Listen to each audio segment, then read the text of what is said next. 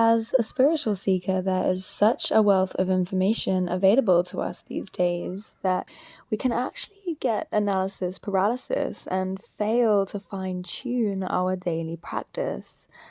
Our attention and therefore energy is scattered here, there, and everywhere, ultimately leaving no space for practice that will lead to any sort of fundamental change. Although I still love to absorb information, over the years I have simplified my practice by directing my attention towards three powerful reminders that we can remember in any given moment on a daily basis. And these three essential, powerful reminders have worked to create so much peace and flow and awareness in my life. Now, they are all kind of interconnected, but I like to distinguish them separately. It just works for me, and I just want to share this with you because it might work for you too, and it might provide some inspiration for you and your practice. So, I don't want to inadvertently make this video more complicated by going into the three reminders too much, but I will explain them a little. All you really need to do though is just take note of the three words that I'm going to mention, because the words really encapsulate the practice. So, number one, witnessing.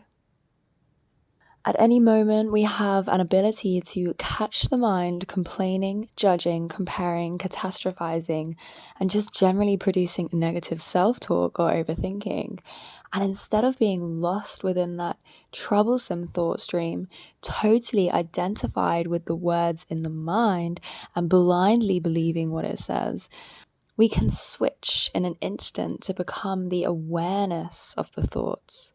This awareness exists prior to the mind, beyond the mind. It is the witness. The witness is without attachment or judgment. Rather than being your thoughts and emotions, be the awareness behind them. Eckhart Tolle. As the witness, we become the observer of the inner world. We become aware of the conditioned mind patterns that we are otherwise completely lost within and consumed by. As the witness, we are not lost dreaming in mind identification. We are not trapped within this perpetual thought-feeling cycle. And instead, we break the cycle. We jump into the position as the witness. And in doing so, we begin to really realize deeply that we are not the mind. We are not the stories that the mind constantly tells. In doing so, what we can do is we can really break free from the clutches of the mind. And we realize that we can drop thoughts. We realize that we don't have to blindly believe everything that the mind is saying. We don't have to follow these mind patterns anymore. There's a huge amount of freedom within this. And, when it comes to sensations as well and the inner body, we can really observe this feeling within. We can observe this feeling as a sensation within the body. And in doing so, it loses its all-consuming heaviness.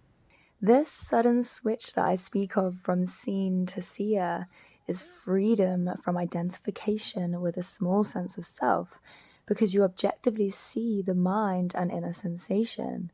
You therefore tap into a larger sense of self. As Eckhart Tolle says, seeing is freeing.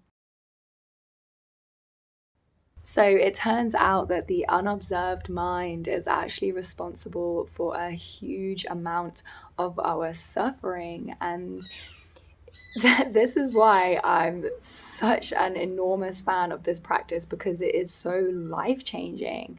When you suddenly make that switch into the observer, it's incredible, simply because you see after some time that it is generally not the situation itself in the outer world that is causing the suffering. It is actually what the mind is saying about the situation. So to be alert and aware right after a thought has caused an emotion to erupt inside of you, and to actually be there as the awareness of that inner experience and to not react unconsciously, that's freedom. We can make this switch to the witness and self-observation at any time, but we forget. We get lost in the dream. Hence why this is an essential reminder. The practice in which this witnessing presence is realized and cultivated, so to speak, is really informal meditation, because the essence of meditation is witnessing. With a consistent meditation practice, gradually the witness will seep into your daily life and you will remember time and time again. In my personal experience, I found that the more I dwell in this position as the witness and actually strengthen this witness consciousness, then the more the mind and the illusory sense of self weakens. So this mind identification begins to dissolve. We just don't take the mind so seriously anymore. And this might sound a bit scary to some people, but being lost in the illusion of mind identification and being practically a slave to the mind and what it's saying and its troublesome thought patterns, that to me is more scary. Like, importantly, it's we need to remember that what we're doing here is we're mastering the mind. We're not completely killing the mind. We're simply mastering it so that we can direct our thinking more consciously. It doesn't mean that I'm actually going to stop thinking. That's not what this is about. It's more about just having more of a mastery over the mind, having a freedom, and living a life that is infused with more awareness. One should remain as a witness to whatever happens, adopting the attitude, let whatever strange things that happen, happen.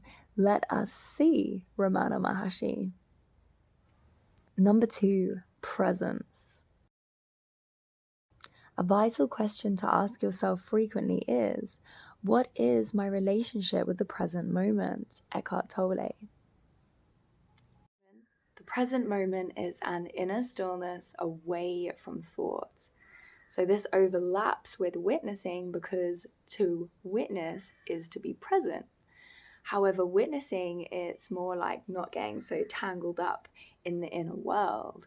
However, to be present is to really experience life as it happens in the moment. When we are not present, I think that's the goose. He's all right. He's my friend. When we are not present and when we are lost in thought, we don't experience life. We miss it. Feeling the wind, hearing the birds, truly seeing the colors of the sunset, engaging with the senses provides us with a window into the physical world. They are a doorway into the present moment. And in the inner world, to feel the feelings, to locate the hidden tension, to find that inner stillness away from the constant inner chatter. To be present is to find a pure joy in the miracles that are sprinkled throughout our daily life, but often go unseen, unnoticed, because of a constant stream of thinking. Now, the thinking mind does not like silence, and it will persistently pull our attention out of the present moment and into the dream, into being lost within the mind. But that's fine. This is the practice. So again, we wake up into the present moment and we come back to the feeling of the droplets from the shower landing on our skin. We get lost in thought. We wake up, we come back to the taste of our food. We get lost in thought. We come back to the subtle sensation of the inhalation and the exhalation of our breath. This is not an easy practice because we have spent our entire life living from the mind. It's not easy, but it is so rewarding, and we fall in love with the present moment. Life is all consuming, the mind is all consuming, and we forget to be present. That is why this is a powerful reminder to really incorporate into our practice, and to make sure that we are consistent, because it's the consistency that really brings these fundamental changes. So at any time during the day, remember that you have the opportunity to jump out of the mind and in to the present moment. All that is required to realize the self is to be still. What can be easier than that? Ramana Maharshi. Number 3, surrender. Surrender is not a weakness, it is strength. It takes tremendous strength to surrender life to the supreme, to the cosmic unfolding, Muji. Surrendering is this sort of acceptance of life as it happens. It is this allowing of whatever is there to be there. No amount of thinking can ever actually change what is happening right now in the current moment, but the mind likes to fight against the current reality. With surrender, we let go of desperately battling against whatever it is we are experiencing, to instead allow space for it to unfold, knowing that it will pass. So importantly, this doesn't mean not taking action. Of course, if it's possible and you feel inclined to, then we can take action. However, it is more this inner acceptance of every moment, realizing deeply that this is how reality is presenting itself right now. It is allowing rather than struggling to get out of it. It helps to hold the belief that whatever the universe is presenting us with is exactly what we need for our own evolution, so we can let it be.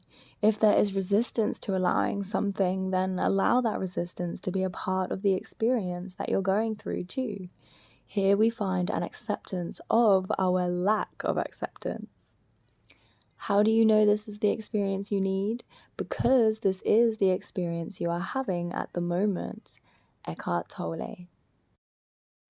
At any point during the day when life presents us with these inevitable challenges, we can choose to adopt the attitude of, oh no, make it stop. How do I get out of it? Versus,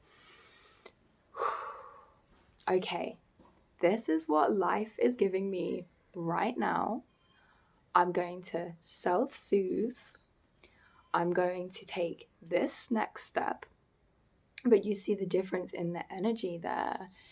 You know, it's important to remember as well that this energy of resistance, it really drags out the scenario of whatever it is that is unfolding. What we fight against and what we resist, whatever it is that we are resisting, will be dragged out much longer than is necessary. Surrender creates flow, which also creates this synchronicity as you line up with magic along the way. Situations miraculously resolve themselves once we surrender to the simple unfoldment of experience. Perhaps this is because rather than projecting the energy of resistance, we are allowing and trusting a higher power and a higher intelligence to take the reins. We rest in God. So those are the 3 powerful reminders: witnessing, presence, and surrender. And of course, we could simplify our practice even more, but I'm just sharing with you my current practice that I've seen has created such an experiential, fundamental change within the way that I experience the world. And it's been very liberating. So remember that it doesn't matter how long you actually are anchored within these heightened states of awareness.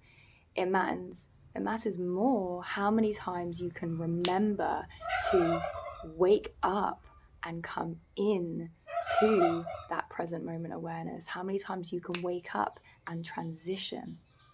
So, yes, it is difficult. We've been lost in Maya, in the dream, for a long time. We're actually learning how to live in another world, but it's totally worth it. And as I say, you will fall in love with the practice. So thank you so much for watching this video. My name is Jasmine. If you like this kind of content, please like and subscribe. And I look forward to seeing you in the next video. Bye bye bye bye.